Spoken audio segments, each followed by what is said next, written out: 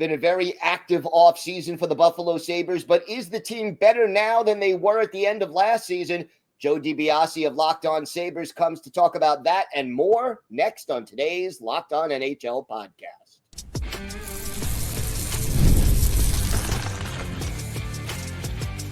You're Locked On NHL, your daily podcast on the National Hockey League. Part of the Locked On Podcast Network, your team every day.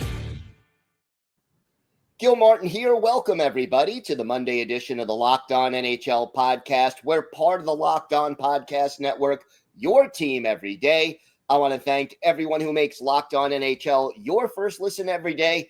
Don't forget to subscribe on YouTube or wherever you listen to podcasts so you never miss an episode.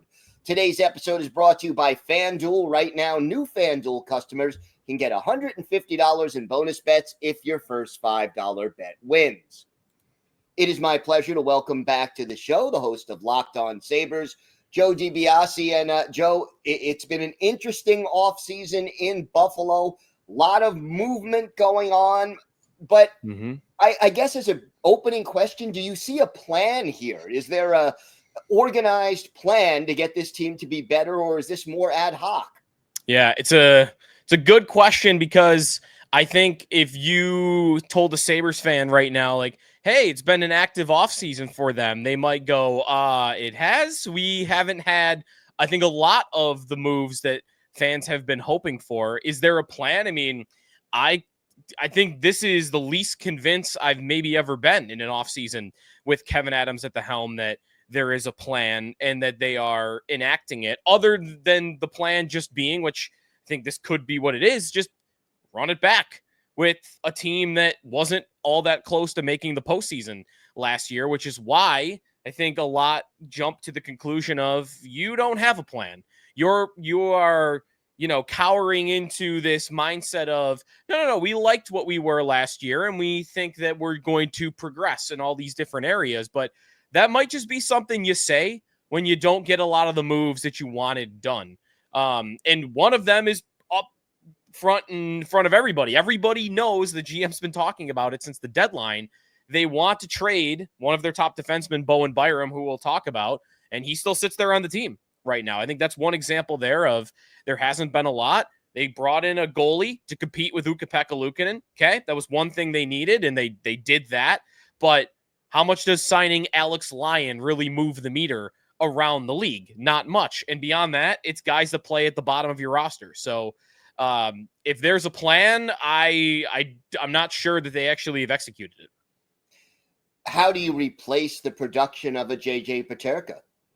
That's really, that is the key. That is what we're hoping this Byram trade, whenever it might end up coming, becomes, because right now I don't see an easy answer to that question. He was one of their best 5-on-5 goal scorers for the last 2 seasons. He wasn't a perfect player. He was not very good in his own end. He actually kind of weirdly, for being such a good offensive player, good finisher, he actually wasn't that strong on the power play, and they've had a bad power play for 2 years. So I don't think they're getting any worse on that front, losing him, but your second best 5-on-5 scorer behind Tage Thompson, that needs to be replaced. And right now it's like, I guess Jack Quinn might be able to do it, who scored, 13 goals, 14 goals last season. I think he might have actually got a little higher. He stacks them up at the very end of the season. 15 was the number. But that's a player that nobody has been impressed with for the last 2 seasons. Zach Benson, okay, I love watching Zach Benson play, but 19 years old, and he has a long way to go, I think, physically, before he is scoring anything close to 27, 28 goals. So all the internal options, I would stick my nose up at it, thinking any of them are going to be able to do that. I'd be crossing my fingers right now that they're still going to find their way to some external move, either a Byram trade or something else, because I don't think they've got it on the roster right now. Give me some reasons for hope and optimism in Buffalo right now. I think right now the best reason for hope is you're going into year 2 with a coach.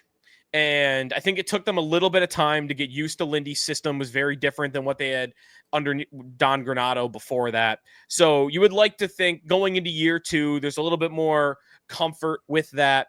I do think, going back to your original question about like what the plan might be, the closest thing to a plan might be that they are getting tougher to play against, stronger in their own end, more two-way, responsible. I think that could be a trap. I think that's what bad teams sometimes say about their team when they're not winning. But okay, let's see it. You're gonna get tougher to play against. You're gonna be, grinding out these low-scoring games. If you're gonna be able to do that, then all right. I think you got to have the goaltending to go with it with that type of team. And that's a big question mark for me. But Ukko-Pekka Luukkonen had a really good season 2 years ago. If you can return to that and you're stronger defensively, all right, you've got a season. If even Alex Lyon, who has played more limited opportunities throughout his career, but in spots, we remember him 2 years ago for Florida going on that run. They only made the playoffs by 1 point that season over the Sabres that he kind of lifted them in and even started those playoffs. And then the next year with Detroit, pretty good, playing 43 games. So if I can get one of those two to have a good year and the team does come a long way defensively, then I think the Sabres are a bubble team. I wouldn't pick them to make the playoffs. I would need like one more thing to get to postseason. That could be a lucky power play season. Teams have that a lot. Some teams just have a lucky season shooting the puck where, they have 4 guys that are shooting 5% higher than they normally would. And everybody kind of knows like a little bit of a fluky year, but I think you're just one lucky element of the team away with the goaltending and with the defensive part of the game from them being a playoff team. Psychologically, how important is it for this team to end this playoff drought? Oh, it's huge. I mean, I think Gil, they are really at a dangerous point here. I think you could easily argue this is the second most important season of this playoff drought, right next to another season where I would describe a lot of similarities, the COVID year in 2021, when Jack Eichel is still on the roster, but everyone kind of knew. There were whispers. It's like, he's not going to do this forever. He's not going to play 10 years for you, 11 years for you, down the road in his contract. If you can't prove you can't win. And what did the Sabres do that year? They signed Taylor Hall to a big contract, and they brought in all these veterans. They traded for Eric Staal. It's like we're pushing in to win right now because everyone kind of knew you don't win now, the whole thing's going to blow up. And that ended up happening. Eichel wanted out, and Reinhart is like, I'm not signing an extension, so you got to trade him, and the whole thing blows up, and all those guys go off and win cups. So we know the story on that front. Right now, I think it's kind of the same. It's a guess, though. Like, it's, again, whispers. You don't actually know if Rasmus Dahlin will want out. You don't actually know if Tage Thompson will want out. It's more of a just looking at the two individuals. I'll list those two because I think they're the most important and they're the best on the team. And they're both at an age where, like, they've been out doing this for 7 years now. It's been a long time. Dahlin and Tage have actually been on the team. And I don't know how fair it is to ask them to come back and do it over and over and over and over before you have to guess that one of them might want out. So to me, when I think psychological for this team, it is kind of getting through that, getting those players to not want desperately to leave. Because if you have another season where you're just not even close and there doesn't look like any reason for optimism, then eventually that psyche breaks for your star players. They can only go through so many of those types of seasons, I think, before they're going to, think the grass is greener somewhere else. Before we started recording, you mentioned some front office rumors that were out there. Why don't you address that? Yeah, so there was a rumor from Andrew Peters, who does the After the Whistle podcast. He's plugged in on the Sabres. And he said that he had heard that Brendan Shanahan had offered his services to the Buffalo Sabres in a president of hockey operations role. And the Sabres basically said, thanks, but no thanks, because Terry, maybe even directly from Terry Pegula, Sabres owner, he views himself as that role. Like, we don't need you to be president of hockey operations because, well, I'm the president of hockey operations. And I do think this is kind of where Sabre fans lose trust, is right now what they are lacking as a franchise more than anything. I mean, not maybe more than anything. They're missing a goal scorer right now. There are other things, but they don't have credibility. They do not have credibility in the league. Kevin Adams, especially, did not have a resume that screamed NHL general manager when they brought him in. He got the job because most likely, that is well documented, he's very close to the owner. And the owner has trusted him in different roles for a long time. And that's evidenced by the fact that he's going into a sixth season where they've only even come close to making the playoffs once, have not made the playoffs anytime, and he's like, you're just still going. In year 6, how many times in the NHL on other organizations do guys get that type of chance? It just isn't viewed as a serious organization right now. I tend to think sometimes it's kind of run like a mom and pop shop, which I think that is, I think, a lot of the discouragement that Sabre fans walk in with. And here's this guy, Brendan Shanahan, who, listen, he was not perfect in Toronto. There were a lot of things in Toronto that I did not like when he was at the helm. But if there's one thing Brendan Shanahan is, he's a credible person in the world of hockey.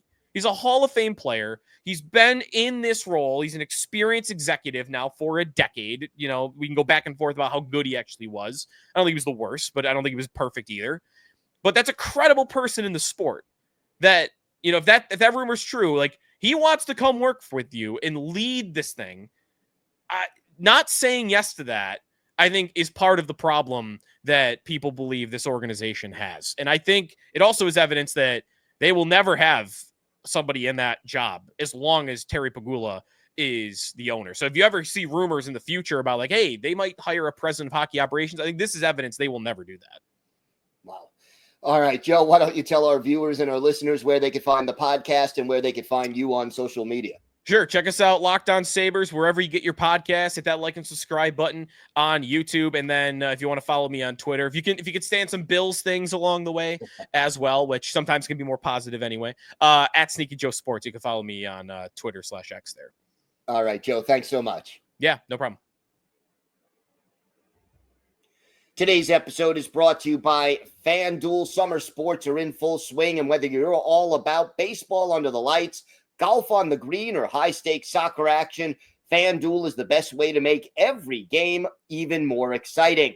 You're already following the action. Why not make it a little more thrilling? With FanDuel, you can get in on the game while your friends are getting sunburned at the beach. I've been using FanDuel to track my favorite matchups, and the app keeps it fresh with new daily promotions and fun ways to bet. It's easy to use, fast to pay out, and it makes even regular season games feel like must-watch events. Whether I'm placing a same-game parlay or watching a bet ride into the ninth inning, FanDuel makes it feel like I'm part of the action. New to FanDuel, new customers can bet just $5 and get $150 in bonus bets if your first bet wins. Again, that's $150 in bonus bets if your first $5 bet wins. Just open the FanDuel app today or visit FanDuel.com to get started.